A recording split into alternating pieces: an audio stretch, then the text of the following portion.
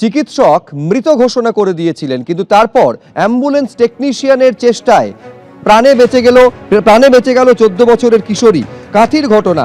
কাঁথির চিকিৎসকের মৃত ঘোষণার পর সৎকারের প্রস্তুতি পর্যন্ত শুরু হয়ে গেছিল।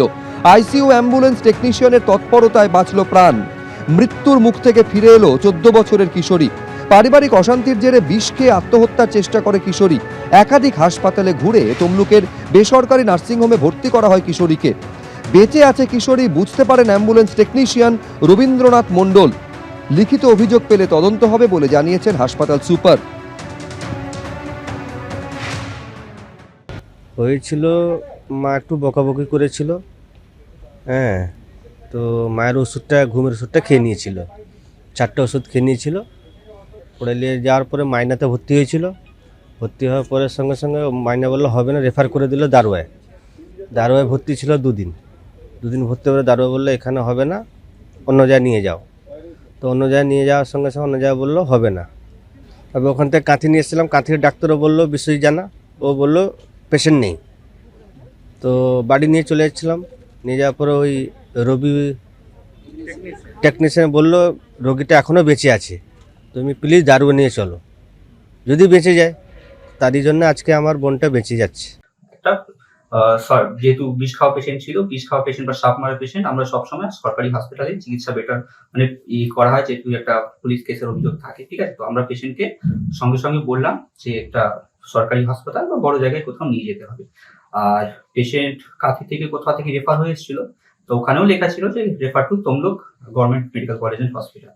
তো আমি রোগীকে ওটাই বলি কি এখানে রোগীকে সময় না ওয়েস্ট করে তাড়াতাড়ি তমলুক হাসপাতাল বা কোনো বড় সেন্টারে নিয়ে যায়। এটাই আমরা বলেছিলাম। আর পেশেন্টের ডেথ একটা কোনো মানুষকে ডিক্লেয়ার করতে গেলে, স্পেশালি কম বয়স মানুষকে সবসময় একটা ইসিজি লাগে। ঠিক আছে, সাপোর্টিভ ডকুমেন্টস লাগে বা কি ভাইটালস বা একটা ডকুমেন্ট লাগে। সেই ক্রম আমরা করিনি। আমরা বললাম পেশেন্ট আর্জেন্ট কোনো গভর্নমেন্ট হসপিটাল যেভাবে রেফার করা হয়েছে সেখানে নিয়ে যায়, এইটুকুন। অতীতে যা ঘটে তা অতীতেই মুছে যায় না, তা আবার আবর্তিত হতে থাকে। যদি সহজ করে বলা যায় তাহলে বলতে হয় ইতিহাস আবর্তিত হয়। এটা কার্ল মার্কস বলেছিলেন। এই দেখুন, কার্ল মার্কসের কথা বললাম বলে আমার মার্কশিট আবার কালো দাগিয়ে দেবেন না কিন্তু। আসলে পরিস্থিতি এখন এমন হয়েছে কোনো কিছু নিছক কোড করতেই ভয় লাগে। ইতিহাসে প্রথম যা ঘটে তা হলো ট্র্যাজেডি, আর সেই ঘটনার পুনরাবৃত্তি হচ্ছে প্রহসন। আমরা জেনে নিই আসন্ন বিধানসভা নির্বাচনের আগে এই যাদবপুর বিধানসভা কেন্দ্রের মানুষের মনের মধ্যে কি কাজ করছে। আমি নিজেই লক্ষ্মীর ভান্ডার পাই। আপনাদের যাদবপুর বিধানসভা এলাকার যিনি বিধায়ক, তার দেখা পান? দেখলে মনে হয় না যে উনি খুবই ভালো হচ্ছে। সুযোগ সুবিধা কিছু সাধারণ মানুষ পাচ্ছে না। নারী নিরাপত্তা বিষয়ে আপনার কি বক্তব্য? পানীয় জল নিয়ে আপনাদের কোনো অভিযোগ আছে? কর্মসংস্থান নেই, কোনো নিরাপত্তা এই শাসক দল থেকে নেই। বৃষ্টি হলে তো বলার কথাই নেই। দুর্নীতিটা আরো বেশি মারাত্মক পরিমাণে ছেয়ে গেছে। আমাদের কাছে সবার আগে দেশের সম্পদ। এখানকার যারা রাজনৈতিক নেতা নেত্রী আছেন তাদের কথাগুলো কিন্তু আমরা আমাদের নোটবুকে তুলে রাখবো। আমরা আগেও যেমন ভবিষ্যতেও এই বিপন্ন মানুষের পাশে দাঁড়ানোটা আমাদের কাজ। আমাদের সরকার আসলে অবশ্যই মানবিকভাবে প্রত্যেকটা বিষয়ই খতিয়ে দেখবে। ওরা চেষ্টা করছে ওদের মতন প্রচার করতে, আমরা চেষ্টা করছি আমাদের মতন প্রচার করতে। যাদবপুর বিশ্ববিদ্যালয়ে আমরা দেখেছি যে প্রায়শই ছাত্র আন্দোলন, ছাত্রদের প্রতিবাদ, বিভিন্ন বিষয় নিয়ে সেই প্রতিবাদ চলে এবং কখনো কখনো সেই প্রতিবাদ এবং প্রতিবাদের আঁচ বিশ্ববিদ্যালয় ক্যাম্পাস থেকে বেরিয়ে রাস্তায় এসে দাঁড়ায়। মানুষের মনে প্রতিবাদের সুর ভয়ঙ্কর। যারা মনে করেছিল যে একটা পরিবর্তন হয়ে গেলে বুঝি কি লাভ হবে, তারা বুঝেছে পরিবর্তনে কি সর্বনাশ হচ্ছে। তৃণমূল সেখানে কখনো আছে, কখনো নেই, কখনো তারা কম্প্রোমাইজ করে চলে। সমস্ত রাজনৈতিক কর্মকাণ্ড এখানে চলছে। যাদবপুর বিশ্ববিদ্যালয়ে তথাকথিত উগ্রবাম এবং বাম তারা আর কাউকে ঢুকতেই দেবে না। সূত্রের খবর, এসআইআর খসড়া তালিকায় যাদবপুর থেকে বাদ গেছে 54,184 জনের নাম। এসআইআর শুনানিতে ডাকা হয়েছে যাদবপুর বিশ্ববিদ্যালয়ের উপাচার্য চিরঞ্জীব ভট্টাচার্যকেও। আর সেই নিয়ে ভোটের আগে যাদবপুর সরগরম। ভোটের দিন দুপুরবেলা 1টা-1:30টার পরে এই যে ভূতের নৃত্য হয় ভোটার লিস্টের, এটা নির্ভুল ভোটার তালিকা নয়। এই নামগুলো বাদ যাওয়া উচিত। ভোটার লিস্টে যদি মৃত ভোটারের নাম থেকে থাকে তার দায় এবং দায়িত্ব নির্বাচন কমিশনের ছিল। সুজনবাবু যখন 2016-তে জিতেছিলেন তখন যাদবপুরে কি ছিল? এই সুজনবাবু এই 2021-এ প্রায় 40,000 ভোটে হেরেছে। তখন তো তিনি বলেননি।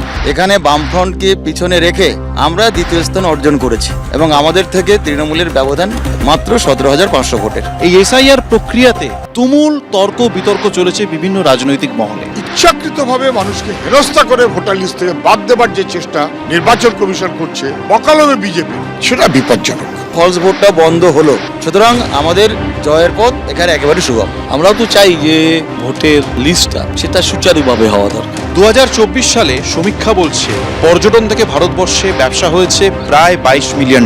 শুধুমাত্র বিদেশি পর্যটক নয়, দেশের মধ্যে মানুষ ঘুরে বেরিয়েছেন প্রচুর। শুধু কেরল, মহারাষ্ট্র, রাজস্থান, কাশ্মীর নয়, ইউপি এবং তামিলনাড়ুতেও মানুষজন ঘুরতে গিয়েছে। এই সমস্ত কিছু দেখে শুনে মন ভালো হলেও নিজের রাজ্যের জন্য মনটা খারাপ হয়ে যায়। অথচ আমাদের রাজ্যে যথেষ্ট সম্ভাবনা আছে, ইতিহাস থেকে পাহাড়, জঙ্গল, সমস্ত কিছু। এমনকি কেরলের ব্যাক ওয়াটারের সঙ্গে পাল্লা দেওয়ার মতো সুন্দরবনের খাঁড়িও আছে, সমুদ্রও আছে। নেই শুধু ইচ্ছে, না ছিল সিপিএম আমলে, না আছে এখন। আমি আপনার প্রশ্নটাকে অস্বীকার করবো না, আরো তুলে আনার স্কোপ ছিল। যদিও সুন্দরবনটা ম্যাপে এসছে, পাহাড়টা খুব ভালোভাবে ম্যাপে এসছে, কিন্তু আরো অনেক আসার মতো সুযোগ ছিল। ভারতবর্ষেও ট্যুরিজমের অপার পোটেনশিয়াল আছে। বাংলা পথ দেখিয়েছে ভারতবর্ষ। আমরাই প্রথমে ট্যুরিজমকে ইন্ডাস্ট্রির দরজা দিয়েছি। আজকে বাংলার প্রত্যেকটা ট্যুরিস্ট স্পটে শ্রীমতী মমতা ব্যানার্জি সরকার হোমস্টের ব্যবস্থা করেছে। কিভাবে? মুখে নয়, তাদেরকে টাকা দিয়েছে। আপনি উত্তরবঙ্গে যান, সমস্ত রোজ রোজ নতুন নতুন ট্যুরিস্ট স্পটের আবিষ্কার হচ্ছে। সুন্দরবন 10 বছর যেখানে ছিল সেখানেই পড়ে আছে। পুরুলিয়া যেখানে ছিল সেখানে পড়ে আছে। ধরুন বকখালি, সেখানে আরো অনেক কিছু করা যেতে পারে। ভারতবর্ষে যে আমাদের ট্যুরিজম মিনিস্ট্রি, তার সঙ্গে যোগাযোগ করা এবং আমাদের পশ্চিমবঙ্গের যে রাজ্য সরকার, তারাও কেন্দ্রীয় সরকারের সঙ্গে সমান তাল মিলিয়ে এটাকে যদি বাইরে প্রমোট করার চেষ্টা করেন, আমার মনে হয় যে ট্যুরিজম ক্ষেত্রটা আরো বেশি উন্নতির সম্ভাবনা আছে, এটুকু বলতে পারি। সামনে নির্বাচন আসছে, কেন্দ্রীয় যে বাজেট সেখানে জিএসটি কমেছে, কোনো সুবিধা হয়েছে? কেন্দ্রীয় সরকার যখন এইগুলো জিএসটি কে কমাবার একটা পরিকল্পনা নেয়, তার আগে এই পুঁজিপতি এবং কিছু ব্যবসায়ীকে এই খবরটা তাদের কাছে আগেই পৌঁছে যায়। তারা মার্কেটটাকে নিয়ন্ত্রণ করে একটু দরটা একটু বাড়িয়ে দিয়ে তারপরে জিএসটিটা কমলে পড়ে মানুষ, কোনো সাধারণ মানুষ কোনো তার এফেক্ট পায় না। নারী নিরাপত্তা বিষয়ে আপনার কি বক্তব্য? কাজের সূত্রে ধরো কলকাতায় থাকি, তো সকালকার কোনো ব্যাপার না, রাতে করেও আসছি, অনেক মেয়েও তো দেখছি রাতে করে, কোনো অসুবিধা নেই। যাদবপুর এলাকায় পানীয় জল নিয়ে আপনাদের কোনো অভিযোগ আছে বা কোনো সমস্যা আছে? আগে সেই আয়রন মার্কা জল, এখন সেই গার্ডেন রিচ জলের পর থেকে ফাটাফাটি জল।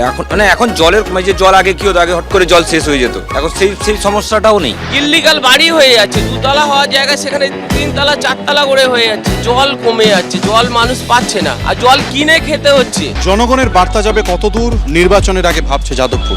আজকে আমার সফর এখানেই শেষ করলাম। গণতন্ত্রের বিকল্প একমাত্র গণতন্ত্রই। গণতন্ত্রে প্রশ্ন করা অধিকার নয়, কর্তব্যও বটে। আজ এই যাদবপুর বিধানসভা কেন্দ্রে আমি আমার কর্তব্য করলাম। আপনারা দেখতে থাকুন তারকার চোখে তারকা কেন্দ্র। এবিপি আনন্দ, এগিয়ে থাকে, এগিয়ে রাখি।